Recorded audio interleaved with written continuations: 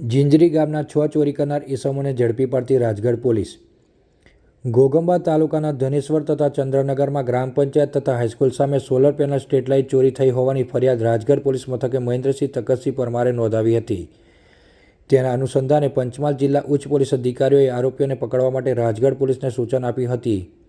તેથી રાજગઢ પોલીસ સતર્ક બની પોતાની બાતમીદારોને કામે લગાડી આરોપીની શોધખોળ કરવા રાજગઢ પોલીસ પેટ્રોલિંગમાં હતા। તે દરમિયાન રાજગઢ પીએસઆઈ આર.એસ. રાઠોડને બાતમી મળી હતી કે ધનેશ્વર તથા ચંદ્રનગરમાં સોલર પેનલની ચોરી કરનાર ઈસમો ઝીંઝરી ગામના છે। તેથી રાજગઢ પોલીસ ઝીંઝરી ગામે પહોંચ્યા હતા। ત્યાં પહોંચતા કેટલાક 19 થી 23 વર્ષના યુવાનો શંકાસ્પદ હાલતમાં ઊભા હોય પોલીસે તેઓને પૂછપરછ કરતા તેઓએ ગલ્લા તલ્લા કર્યા હતા।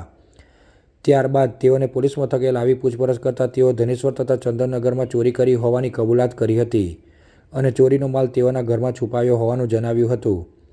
રાજગઢ પોલીસે આરોપીઓના ઘરેથી 4 સોલર પેનલ સ્ટ્રીટ લાઇટ જેની કિંમત ₹85,000 કબજે લઈ 6 આરોપી કલ્પેશ કોચરભાઈ રાઠવા, મેહુલ પ્રવીણભાઈ રાઠવા, રોહિત બકાભાઈ રાઠવા, જસવંત બકાભાઈ રાઠવા, અશ્વિન બકાભાઈ રાઠવા, મહેશ કુલસિંહ રાઠવા સામે કાયદેસરની કાર્યવાહી કરી હતી। અત્રે ઉલ્લેખનીય છે કે આધુનિક બાઇક અને મોંઘાદાટ મોબાઈલ તથા અન્ય મોજશોખ પૂરા કરવા માટે ચોરીને રવાડે ચડેલા 6 યુવાનો 19 થી 23 વર્ષની વયના છે। આટલી નાની વયમાં ગુનાહિત પ્રવૃત્તિ કરતા યુવાનોની વધતી જતી સંખ્યા સમાજ અને દેશ માટે ખતરાની નિશાની છે।